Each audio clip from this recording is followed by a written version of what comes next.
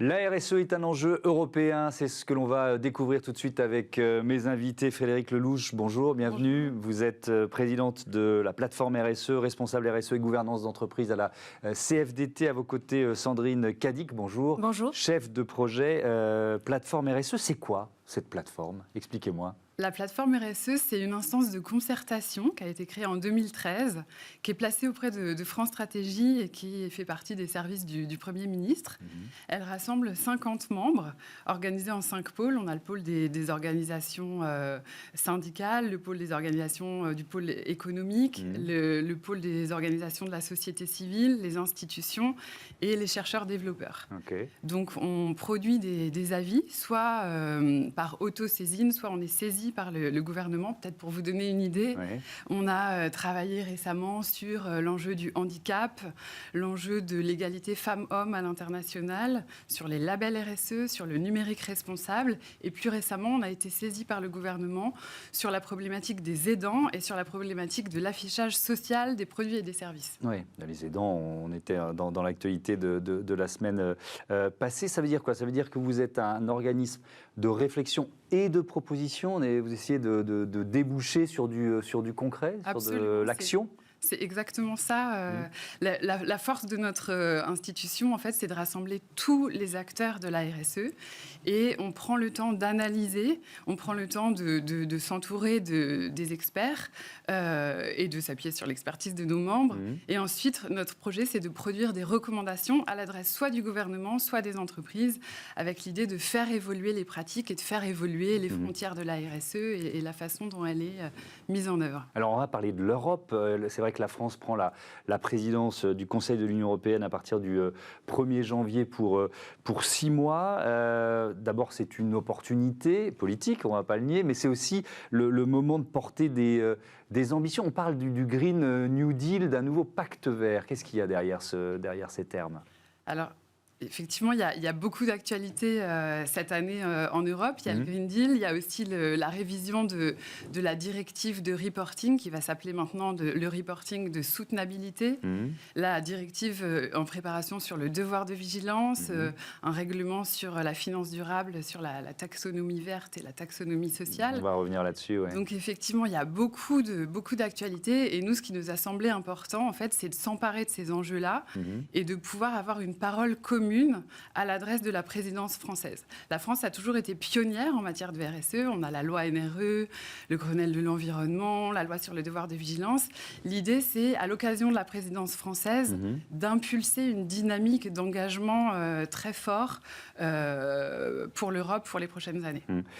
Sandrine Cadic, ça veut dire quoi? Ça veut dire que... Alors moi, j'ai noté gouvernance d'entreprise durable et devoir de vigilance, règlement sur la taxonomie, révision de la directive sur l'information extra-financière. Oui. Sur l'un ou l'autre de ces thèmes, quelle idée, sur quoi vous êtes en train de réfléchir et quelle idée, quelle proposition vous pourriez porter? Disons que c'est très important. On voit vraiment qu'on a un vrai momentum au niveau de la RSE, au niveau européen, à travers ces 3 textes.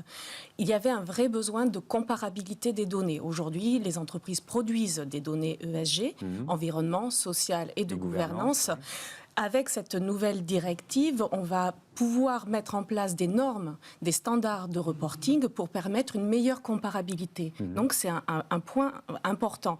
Également, l'abaissement des seuils. Il va y avoir plus d'entreprises concernées. Jusqu'à présent, on avait environ 12 000 entreprises concernées en Europe. Ça sera près de 50 000 entreprises aujourd'hui concernées et les PME cotées. Concernées par quoi? Concernées par le reporting extra-financier, ce reporting ESG. Et c'est en lien avec le règlement de taxonomie dont on vient de parler, qui est un point important, qui va permettre de classifier les activités dites durables. Alors, à noter, ce n'est pas les entreprises qui vont être, on va dire, classées durables ou pas, ce sont leurs activités. Donc, il va y avoir un vrai travail à faire de cartographie des activités pour dire telle activité, elle est durable, elle permet de contribuer à un des 6 objectifs environnementaux.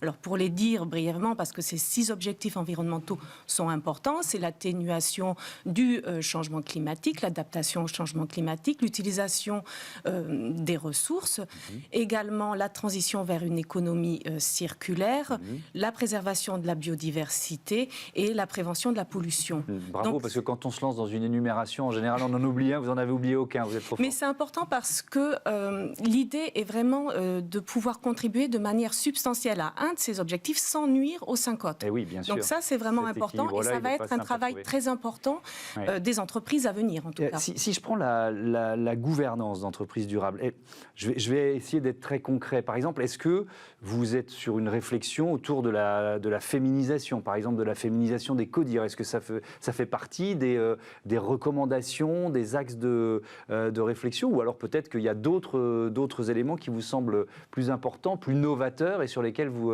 voulez insister? Je ne sais pas qui de l'une ou l'autre voulait répondre. Je peux répondre. Alors, cet enjeu de l'égalité, c'est un enjeu qu'on porte et comme je vous l'ai dit, on a produit un avis pour essayer de voir quelles étaient les bonnes pratiques des entreprises à l'international là, qui ne sont pas soumises au droit français. Nous, notre approche, ça a été d'essayer d'avoir une vision globale. Vous avez cité ces textes, Sandrine est rentrée dans le détail. Il y a une grande technicité autour de ces textes et parfois on s'y perd autour de l'expertise de l'un ou de l'autre de ces textes.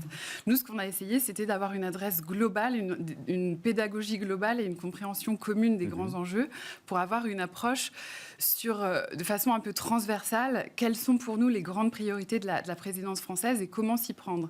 Par exemple, il y a un enjeu qui nous paraît absolument clé, c'est de ne pas perdre la main en matière de données, en matière d'ESG. C'est l'enjeu de la souveraineté qu'on pointe dans notre rapport. Et c'est valable pour la gouvernance d'entreprises durables, mais c'est valable pour tous les textes. Il y a un vrai enjeu à pas se faire dicter les normes par les États-Unis ou par la Chine qui entre dans le jeu. Quand on voit que, par exemple, BlackRock s'intéresse beaucoup à la RSE et en fait une priorité,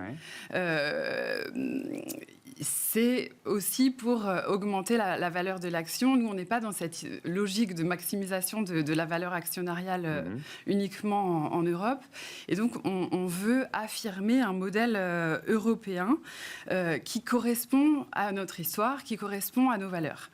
D'accord, mais alors ça passe par quelles recommandations, si vous prenez un exemple concret? Alors, il y a une de nos recommandations, c'est par exemple en termes de méthode, on demande à ce que toutes ces normes, toutes ces nouvelles réglementations implique les parties prenantes. C'est un peu l'ADN de la RSE, c'est ce qui fait aussi l'essence même de la plateforme. Ce dialogue parties prenantes, il doit nourrir toutes les étapes de la concertation autour de ces nouveaux textes qui vont s'appliquer à un beaucoup plus grand nombre d'entreprises que précédemment. C'est une petite révolution. Du coup, il y a un vrai enjeu à ce que ça se fasse en association avec toutes les parties prenantes, que ce ne soit pas vécu comme quelque chose de décidé d'en haut. C'est un vrai enjeu de confiance et d'adhésion des acteurs. On parle de greenwashing en matière de RSE. Il y a un vrai enjeu à ne pas rentrer là-dedans et à le faire de façon pour ne pas tomber dans cet écueil-là. Il y a un vrai enjeu à associer de la phase amont jusqu'à l'évaluation ensuite de ces textes et leur mise en œuvre. Sandrine Cadic, vous avez parlé de taxonomie. C'est un mot que le grand public ne connaît pas encore, mais il va vraiment falloir se l'approprier, parce qu'on parle de définir effectivement les activités durables. Il y a un enjeu majeur autour du nucléaire, par exemple. Voilà, comment on classe ce secteur. Est-ce que c'est votre rôle de vous positionner d'une façon aussi précise ou pas?